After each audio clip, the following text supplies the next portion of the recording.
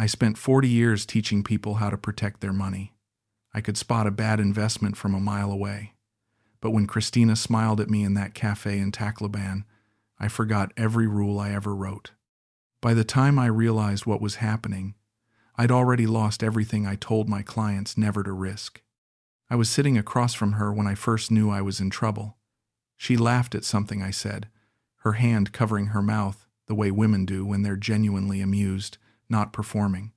The sound cut through the noise of the beachside cafe, through the humidity, through the 3 years of silence I'd been living in since Carol died. I remember thinking this must be what drowning feels like, except you're grateful for it.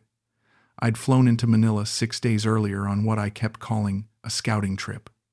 That's what I told my daughter. That's what I told myself. A friend from the firm mentioned the Philippines as a retirement option. Low cost of living, English speakers, warm weather, year-round. I was 64, widowed, burned out from decades of telling people how to not lose their shirts in the market. Charlotte felt cold even in summer. My house felt colder, so I booked a ticket. 2 weeks, I said, just to see. On my second day in Tacloban, I wandered into this cafe because it had Wi-Fi and faced the water. That's it. No plan, no agenda. Just an old man with a laptop and too much time. She brought me coffee without me asking. "You look like you need something strong," she said. Her English was clear, confident. She smiled like she'd known me for years, not seconds. I asked her name. She said Christina. I said mine. She asked where I was from. I told her. She leaned against the table and said, "North Carolina. I've always wanted to see America. What's it like?" And just like that, I started talking. I talked about Charlotte, about the firm, about Carol, and how she used to garden, and how the house still smelled like her lavender soap even though it'd been 3 years. I talked more in that 20-minute conversation than I had in the past 6 months. When she walked away to serve another table, I felt the silence again, and I hated it. So the next morning, I came back, and the morning after that, by the 4th day, she saved me a table. By the 6th, she sat down during her break and asked about my life like it mattered. I told myself it was just friendly, that she was being kind to a lonely tourist, that this was what hospitality looked like here. But I knew the way. You know when you're breaking your own rules. Maybe this is what starting over feels like, I thought. Maybe this is the thing I came here to find. I returned to the cafe every morning for the next 2 weeks. Our conversations deepened in that way they do when you're pretending you're not falling, but you absolutely are. Christina asked about my marriage, my career, what brought me to the Philippines alone. "You don't seem like the kind of man who does things alone," she said one afternoon. I didn't know how to tell her that alone was all I'd felt for years, even when Carol was still alive, watching her fade in that hospice bed. So I just said, "I'm learning." She told me her story in pieces. Grew up in Samar. Her father died when she was 12. Oldest of 4 kids. Her mother raised them by selling vegetables at the market. Christina moved to Tacloban at 18 to find work. She sent money home every month. "I don't have much," she said, "but they're fed. That's enough." I admired that. The resilience, the lack of self-pity. She didn't ask me for anything. She just listened.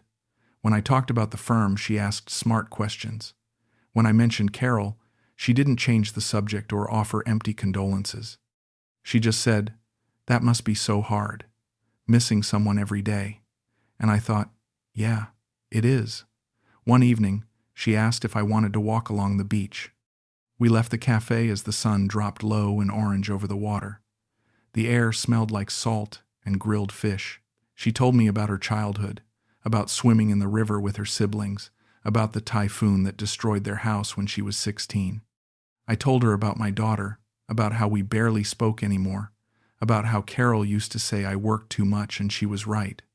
"You seem like a good father," Christina said. "I think maybe you just didn't know how to stop being a provider long enough to just be there." It was such a simple observation, but it hit me like a gut punch. We walked until the stars came out. She stopped near the water and turned to me. "I'm glad you came here, Preston. You seem like a good man." I didn't know what to say. So I just nodded. But inside, something cracked open. Something I thought had sealed shut when Carol died. I went back to my rented apartment that night and lay awake thinking about her voice, her laugh, the way she said my name. I told myself it was just friendship, that I was reading too much into it, but I knew better. I'd spent 40 years reading people, reading markets, reading risk, and everything in me said this was dangerous. Everything in me said do it anyway. After 2 weeks, I stopped pretending I didn't have feelings for her. I wrestled with it, of course. The age gap, 36 years, the cultural difference, the optics. What would my daughter say? What would Beth say? What would anyone back home say? But Christina made me feel young. Not in some desperate, pathetic way. Just seen. Alive. Like maybe my story wasn't over yet. One evening, she invited me to a small family gathering at her mother's house. Nothing fancy, she said. Just food. My family wants to meet you. I told them about you. I panicked a little. Meeting the family felt serious, but I said yes. We took a jeepney out to a neighborhood I'd never have found on my own. Narrow streets, kids playing in the dirt, chickens everywhere. Her mother's house was small, cement block, tin roof, but spotless. Her mother hugged me like I was already family. Her cousins smiled and asked if I liked the Philippines. One of them, a younger woman named Donna, kept giggling every time Christina looked at me. Christina translated when her mother spoke. The older woman kept saying I looked healthy, strong. Christina blushed. She's saying you're handsome. I laughed. I felt like an idiot and also like I was exactly where I needed to be. We ate adobo and rice. Christina sat next to me and held my hand under the table. Nobody seemed to care about the age gap. Nobody stared. It just felt normal. Afterward, we sat outside while her cousins cleaned up. She leaned her head on my shoulder. "Thank you for coming," she said. "This means a lot to me." "It means a lot to me too," I said, and then she kissed me. It wasn't planned. It wasn't dramatic. She just turned her face up and kissed me like it was the most natural thing in the world. I was terrified. I was thrilled. I kissed her back. When I pulled away, I said, "Christina, I'm 64. You're 28. People are going to, I don't care what people think," she said. "Do you?" I thought about it. I thought about my whole life, every responsible decision, every safe choice, every time I said no to something because of what someone else might say. "No," I said, "I don't." That night, I walked back to my apartment in a daze. I told myself I was being reckless, that I was a cliché, a lonely old man falling for a young woman in a foreign country. But I also thought, I've spent my whole life being responsible. Maybe it's okay to just feel. The next morning, I went to the café. Mark, an Australian guy who'd been coming in for weeks, gave me a knowing smile. "You've got that look, mate," he said. "What look?" I asked. "The look every bloke gets when he's falling for someone here. Just be careful. It's easy to get lost out here." I nodded, thanked him, and ignored every word. A week later, Christina introduced me to her uncle. "Tito June," she said. "He's my mother's brother. He wants to meet you." I was wary at first. Meeting more family felt like I was being integrated into something I didn't fully understand yet. But June was warm, friendly, spoke decent English. He shook my hand firmly and said, "Christina told me a lot about you. You're the American investor, yes?" "Financial advisor," I corrected. "Retired." He laughed. "Even better. You know money." We sat at the cafe. June ordered coffee for all of us. He talked about the area, about tourism growing, about opportunities. Then he said, "I have a small idea. A guest house, near the beach. Nothing fancy. Just 6 rooms. Tourists are coming more every year. Foreigners like you, looking for quiet places. I found a property. Good price. But I need an investor." I shifted in my seat. "I'm not really looking for business opportunities right now."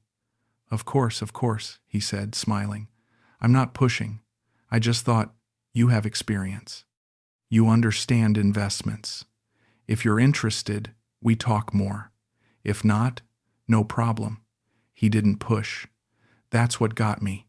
He just planted the seed and moved on. We talked about other things. When he left, I felt relieved, but also curious. Later that evening, Christina and I walked along the water. She was quieter than usual. I asked if something was wrong. She hesitated. Then she said, "My mother needs surgery. Her heart. The doctor said it's serious." My chest tightened.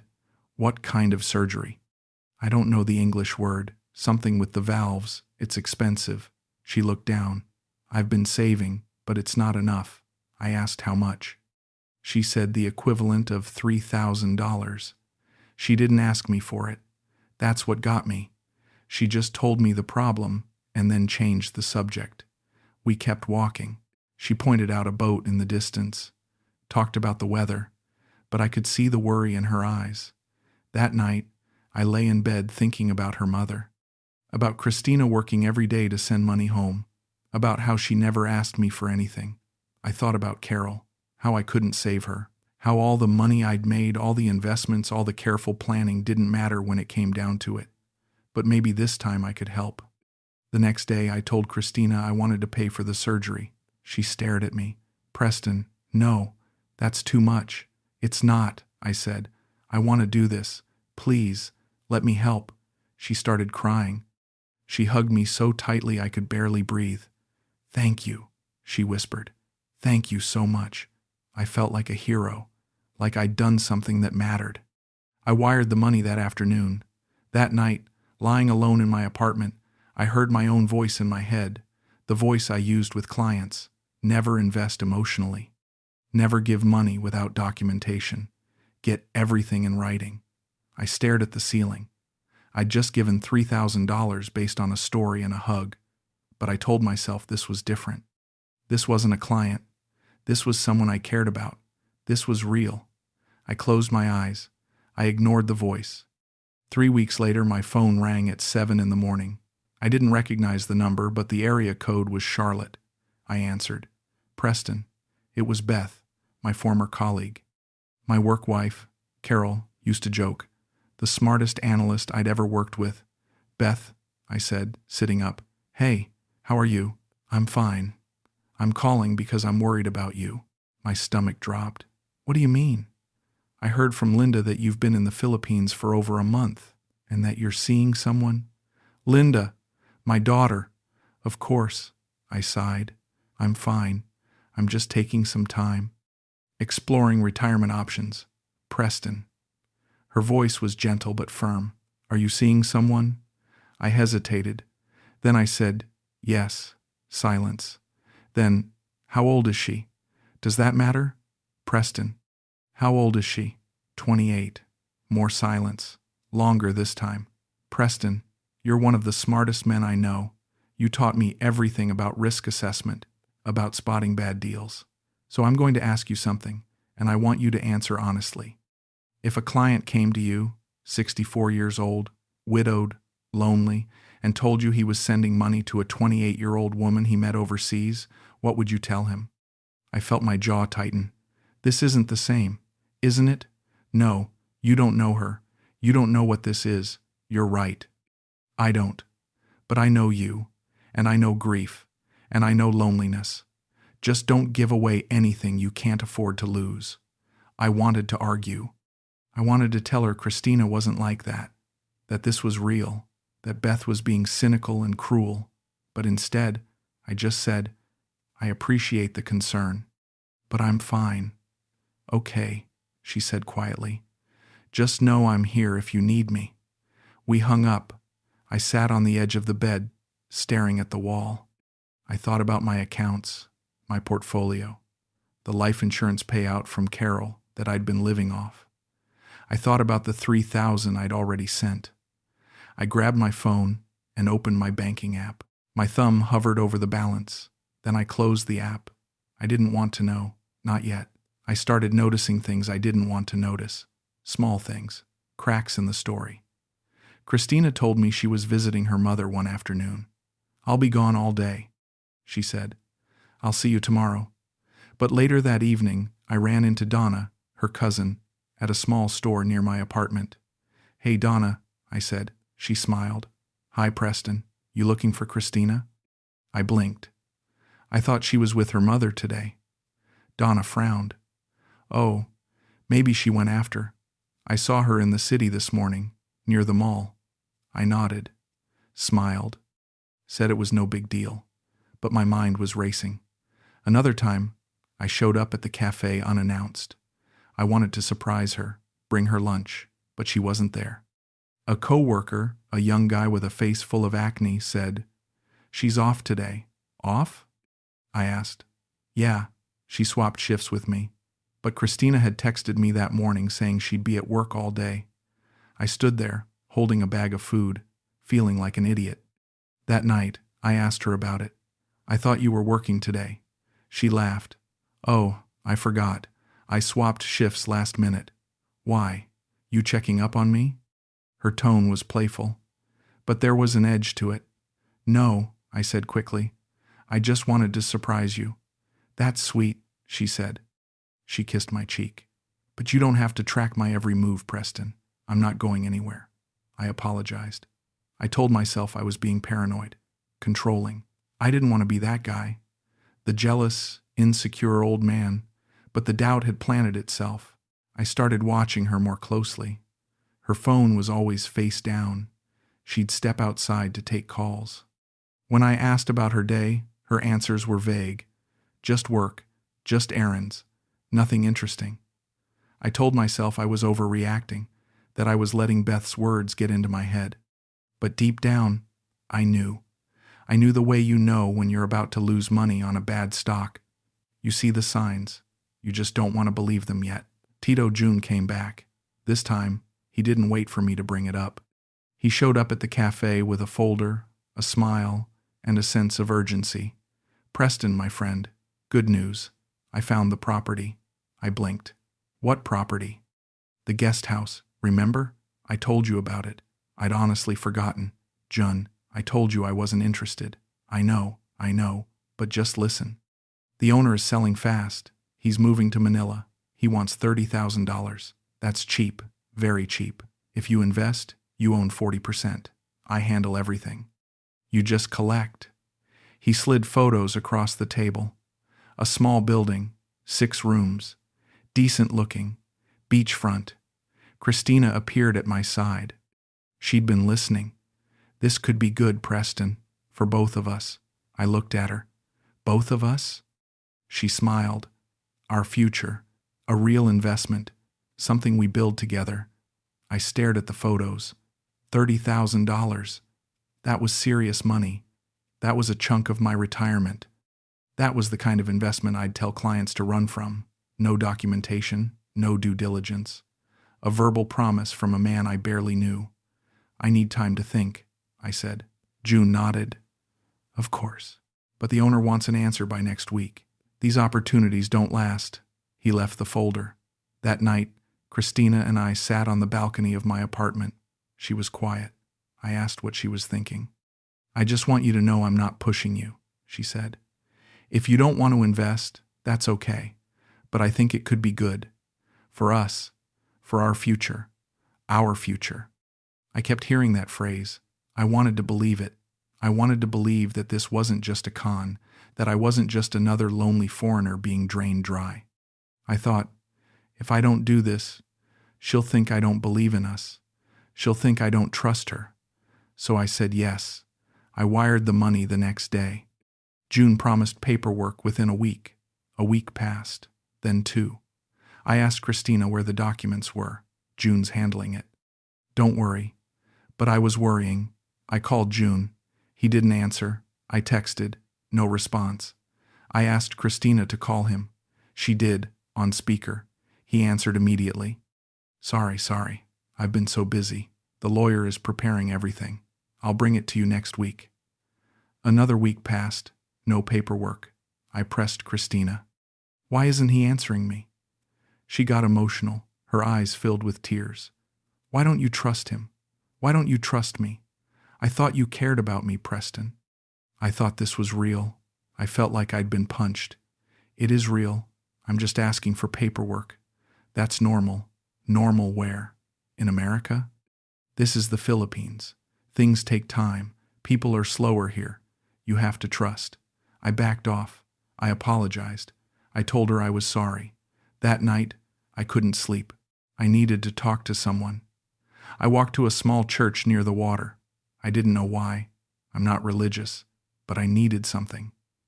Inside, an older priest was sweeping. He looked up and smiled. "Can I help you, my son?" I sat in a pew.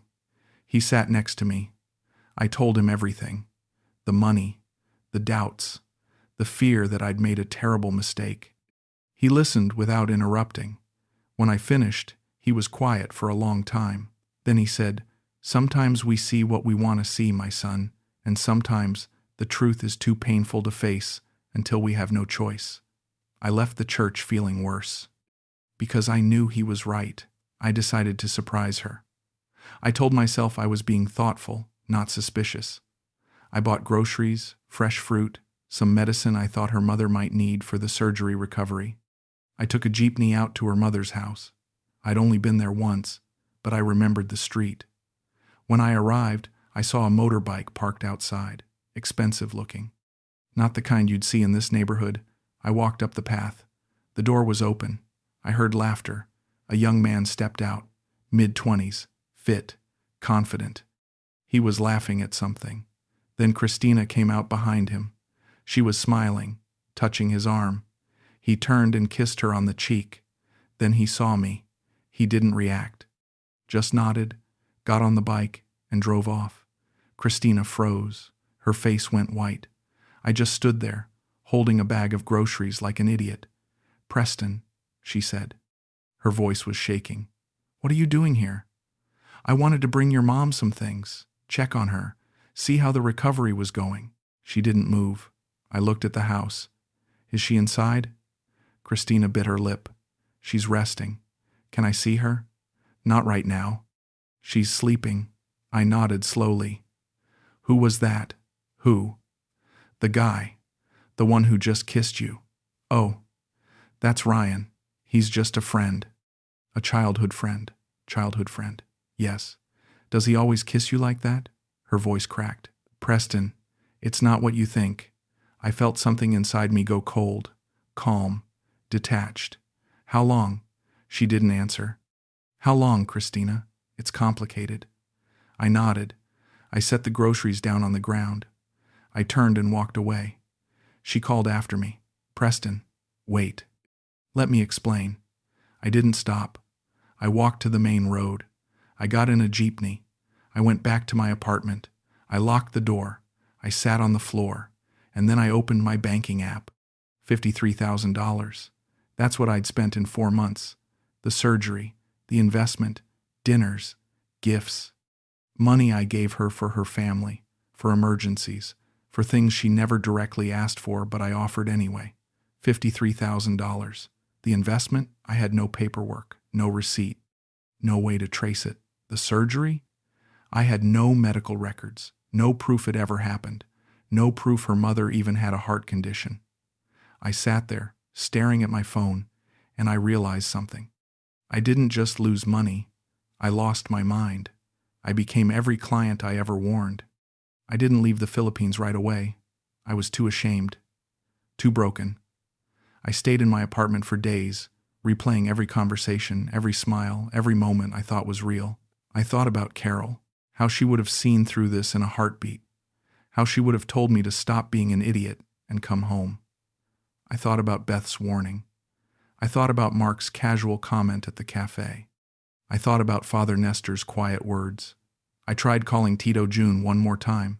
Nothing. I searched for the property online. I couldn't find it. I asked around the neighborhood. Nobody knew what I was talking about. I thought about going to the police. But what would I say? I gave money to a woman I was sleeping with, and now I want it back? I had no contracts, no evidence, no case. I was a willing participant in my own destruction. One evening, there was a knock on my door. I opened it. Christina. She looked terrible. Red eyes, messy hair.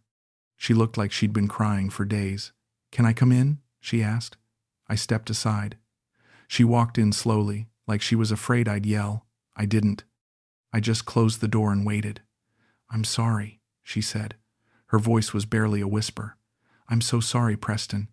I didn't say anything. She kept talking. I didn't mean for it to go this far, I swear. At first it was just, I don't know. You were nice. You were lonely. I thought maybe I could help, and maybe you could help me. That's how it works here. That's how we survive. And Ryan? I asked. She flinched. We've been together for 3 years, on and off. He's not a good guy, but he's mine. I can't explain it. And the surgery? Your mother? She looked down. She's fine. She never needed surgery. I nodded. I'd known, but hearing it still hurt. And the investment? Tito June? There's no property. He took the money and left. I didn't know he would do that. I swear. But you knew he was going to ask. She didn't answer. I sat down on the couch. I felt exhausted. Why are you here, Christina? Because I do care about you, she said. Tears were streaming down her face. I know you don't believe me, but I do. You're kind. You're good. And I'm a terrible person. I looked at her, really looked at her. And I didn't see a villain. I saw a woman who'd been fighting her whole life. Who'd learned that survival meant taking what you could, when you could.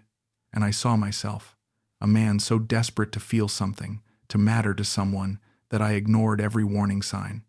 I don't think you're a bad person, Christina, I said quietly. But I think you saw someone desperate to feel something. And you made a choice. We both did. She cried harder. I'm sorry. I'm so sorry. I stood up. I walked to the door and opened it. I think you should go. She looked at me. For a moment, I thought she might argue, but she didn't. She just nodded, wiped her eyes, and walked out. I closed the door. She didn't come back. I flew back to Charlotte 3 weeks later. I'd spent the last of my time in the Philippines in a quiet haze, walking the beach, sitting in cafes, trying to process everything. I didn't tell anyone what happened. Not yet. When I landed, Beth picked me up from the airport. She took one look at me and said, "Oh, Preston." I started to apologize. She stopped me. "Don't. Just tell me you're okay." "I'm broke," I said, "but I'm okay." She drove me to my house. It looked smaller than I remembered, colder, but also like home. That night, she came over with takeout. We sat on my back porch, and I told her everything. The money, the lies, the boyfriend, the fake surgery, the disappeared investment. When I finished, she didn't say, "I told you so." She didn't lecture me. She just said, "What do you need?" "I need to rebuild," I said. "I need to work again. Then we'll make that happen." And she did. Over the next few months, Beth connected me with old clients who needed freelance consulting. I took contract work. I downsized my life, sold some things, moved into a smaller apartment. I started sleeping better, eating better. I stopped waking up in the middle of the night thinking about Christina. I didn't tell many people what happened. My daughter knew, eventually. She was furious, then sad, then just tired. "Dad, why didn't you tell me?" "Because I was ashamed," I said. "Because I knew better, and I did it anyway." She hugged me. "You're human. You made a mistake." But I didn't see it as just a mistake. I saw it as a lesson. About grief, about loneliness, about how desperation makes you blind. I started writing about it, not for publication, just for myself. I needed to process it. I needed to understand why I did what I did. And slowly, I did. The lesson wasn't just about Christina. It was about me. About how I spent 3 years avoiding my grief instead of facing it. About how I thought love could fix loneliness, when really I just needed to learn how to be alone. One evening, I sat in my apartment looking at an old photo of Carol. It was from our honeymoon. She was laughing, her hair blowing in the wind, her hand reaching for the camera. I said out loud, "I'm sorry I forgot what you taught me. I won't make that mistake again." I closed the journal I'd been writing in. I wasn't the same man who left for the Philippines. I'd lost money. I'd lost pride. But I'd gained something too. Clarity, humility. A painful, honest understanding of who I was and what I needed. I didn't regret going. I regretted lying to myself. And that, I think, made all the difference.